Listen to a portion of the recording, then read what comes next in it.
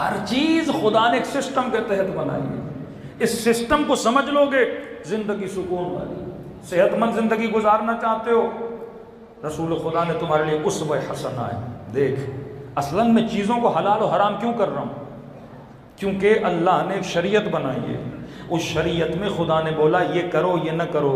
فرمایا اگر فطرت کو بچانا ہے تو غیرت کو بچاؤ, عفت کو بچاؤ, حیا کو بچاؤ. اب میں نے غیرت بھی بچانی ہے اور اوپر سے میرا دل ہے کہ میں خنزیر کھاؤں. ہو ہی نہیں سکتا. گاڑی پیٹرول والی ہے, بندہ ڈیزل ڈالنا شروع کر دے, انجن خراب ہو جائے گا نا. اللہ کہتا ہے میں نے جو تمہیں انجن دیا ہے یہ فطرت کا انجن ہے, اس کے لیے میں نے خاص فیول بنایا ہے.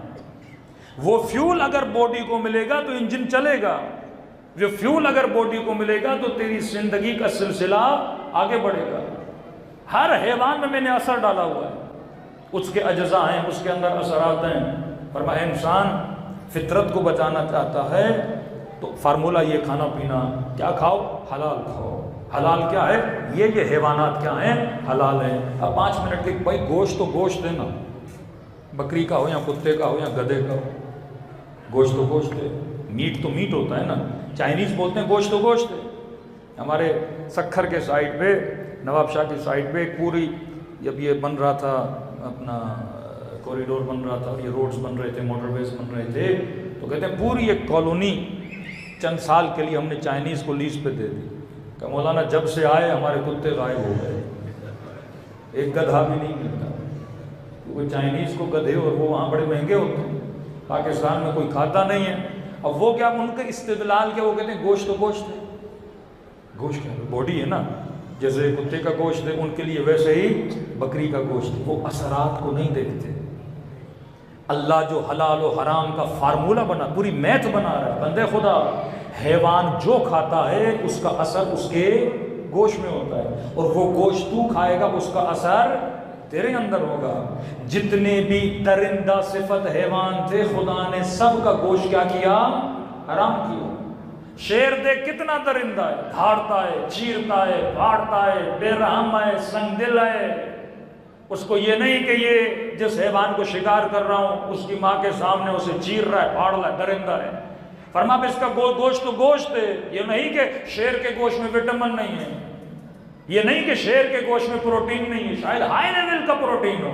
انگریز تو یہی بولتا ہے نا, پروٹین ملے تو کھاؤ. تو کیڑے میں بھی کہتے ہیں پروٹین ہو تو کھا جاؤ. وہ اثر نہیں دیکھتے, وہ پروٹین دیکھتے ہیں. لیکن اگر اس گوشت کو کھاؤ گے تو کیا ہوگا؟ تیرے اندر کیا پیدا ہوگی؟ درندگی پیدا ہوگی. تو سنگ دل بنے گا, اسی طرح چیرے گا, پھاڑے گا, لوگوں کو نقصان دے گا اگر یہ گوشت کھائے گا. تبھی خدا نے جتنے ویجیٹیرین حیوانات تھے سب کو کیا کیا؟ حلال کیا. پرندوں میں وہ پرندے حلال کیے جو فضلہ نہیں کھاتے. اگر کوئی حلال حیوان فضلہ کھاتا بھی ہے تو اسلام کے حکم سے کیا کرو؟ استبراء کرو. 3 دن, کبھی کا 6 دن, کبھی کا 7 دن اس کو اپنے گھر میں رکھو اور حلال کھلاؤ تاکہ اس کا گوشت کیا ہو جائے, اس کے اندر اس فضلے کے اثرات, گندگی اور نجاست کے اثرات کیا ہو جائیں؟ ختم ہو جائیں.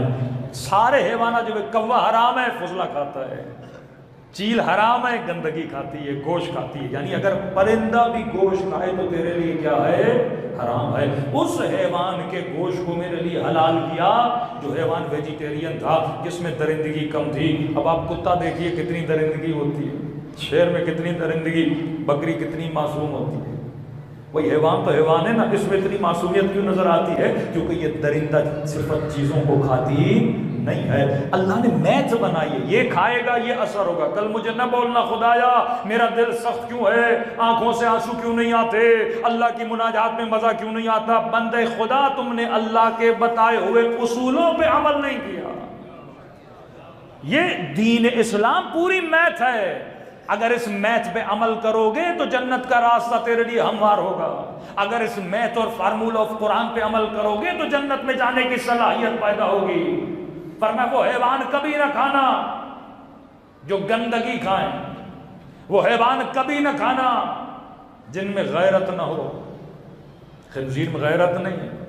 اب کہتے ہیں مولانا انگریز اچھے تو بہت ہیں لیکن بے غیرت بہت ہیں, بے حیا بہت ہیں. میں نے کہا اثر ہوتا ہے بندے خدا, جو یہ کھائے گا اس کے اندر کیا ہوگا؟ اثر ہوگا. انسان کی سب سے باقیمت ترین چیز کیا ہے؟ جس پہ انسان کو ناز ہوتا ہے، انسان کا عقل۔ اب فرمایا ہر وہ چیز جو تیرے عقل کو نقصان دے، میں نے اسے کیا کیا ہے؟ یہ پروٹیکشن آف گاڈ ہے، تجھے بتا رہا ہے ہر وہ چیز تیرے عقل کو نقصان دے وہ حرام ہے۔ شراب کس کو نقصان دیتی ہے؟ سب سے پہلے عقل پہ حملہ کرتی ہے نا۔ انسان کا کنٹرول شراب پینے کے بعد، نشے کے بعد کیا ہو جاتا ہے؟